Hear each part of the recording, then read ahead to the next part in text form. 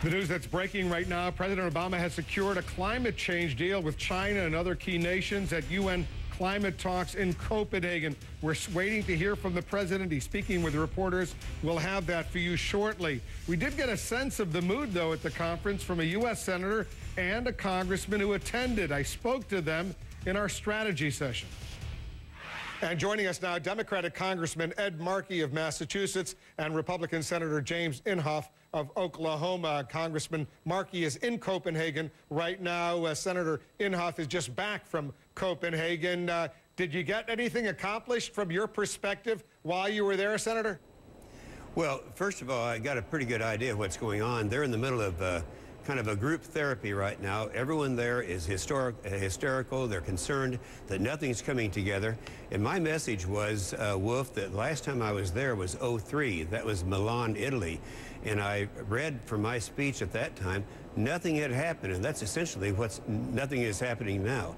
We have the countries, the developing nations, all thinking that they're to come down and get a whole lot of money from the developed nations. That hasn't happened. There's been a commitment by the president and by Hillary that somehow we'll come up with $100 billion a year from the developed countries, and I don't believe that's going to happen. And by the way, they're estimating a third of that would be from the United States, $30 billion a year. All right, that's not going to happen. Let's bring in Congressman Markey. Anything happening over there, Congressman? Well, the president, in his address, made a very powerful statement about the need for transparency. And that becomes the last remaining major obstacle to reaching an agreement. And I do believe that his speech riveted this entire conference, and the Chinese and the United States are now trying to find a way of resolving that final issue, but it has to be one that does guarantee transparency for the commitments that the Chinese are making. Here's a clip of what the president said in Copenhagen. I want both of you to listen to this, and then we'll discuss. America is going to continue on this course of action to mitigate our emissions and to move towards a clean energy economy, no matter what happens here in Copenhagen. We think it is good for us as well as good for the world. But we also believe that we will all be stronger, all be safer, all be more secure if we act together. All right, the House of Representatives has a lopsided Democratic majority. It's already passed the House, the energy bill, the cap and trade legislation, as it's called. Senator, do you and your fellow Republicans, backed by some Democrats, have the ability to block this legislation in the Senate? Well, first of all, Wolf, you have to say not just Republicans, because at most there might be 25 votes. They need 60 votes to do it. And I have to say this, and I hate to say it in front of Ed Markey, but those bills are dead. They're not going to pass. And I think people over there are in denial. They just don't want to admit it. But every time we have this legislation up, it is defeated by a larger and larger majority. And only this morning in the Washington Post, they said only a third of the Americans believe that scientists even agree that global warming is an issue. And not even talking about whether it's caused by man or not. So I think that this issue, I know you can't believe that over there because everyone's in the middle of this group therapy, but they're losing this issue. It is not going to pass the United States Senate. Congressman Markey, is what the Senator Inhofe said true, that of this $100 billion that the developed nations are pledging to help the poor nations, that a third or so of that money will come from U.S. taxpayers between now and 2020? Secretary of State Clinton said that the United States would pay its fair share. That has yet to be determined.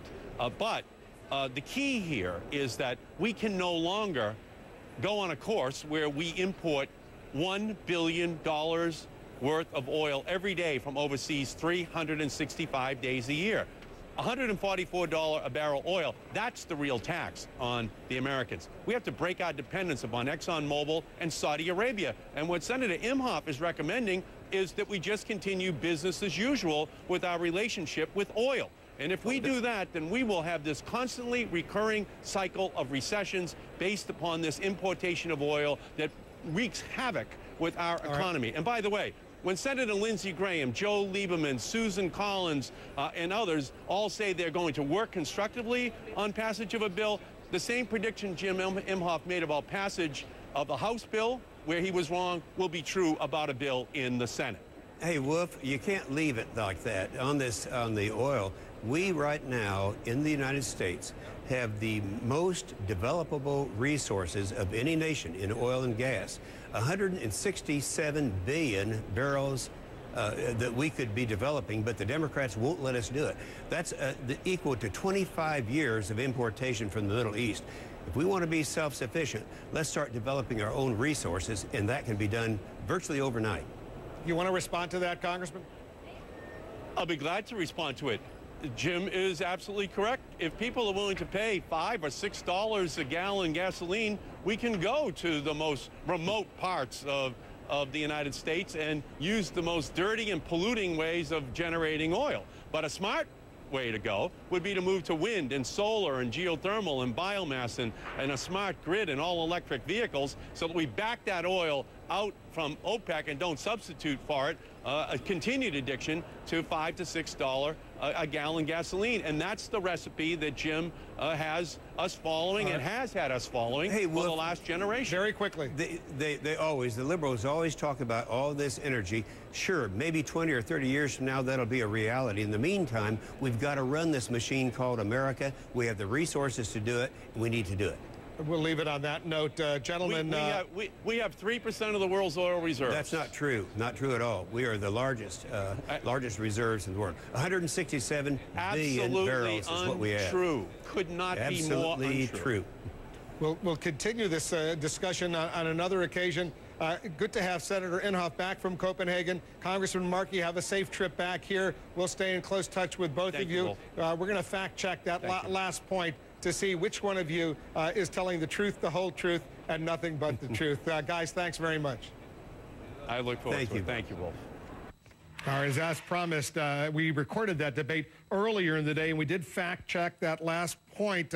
So here's the question. Who's right? Here's the answer. Both of them are, depending on how you add up the numbers. Representative Markey says the U.S. has 3% of the world's oil reserves, and according to the Department of Energy, that is true. Proven oil reserves. There are about 21 billion barrels of oil in America's proven reserves. That's oil that's already been found and can be drilled. So on that point, Congressman Markey is right. Senator Imhoff says the U.S. has 167 billion barrels of oil that could be developed. That number coming from the Congressional Research Service. By combining the amount of oil we know exists with 146 billion barrels of undiscovered oil that probably exists on and offshore in the United States. Both of them using numbers to back up their respective points. Remember, we're standing by to hear from the president. He's announcing that there has been a breakthrough, an agreement in Copenhagen. We'll hear from President Obama momentarily.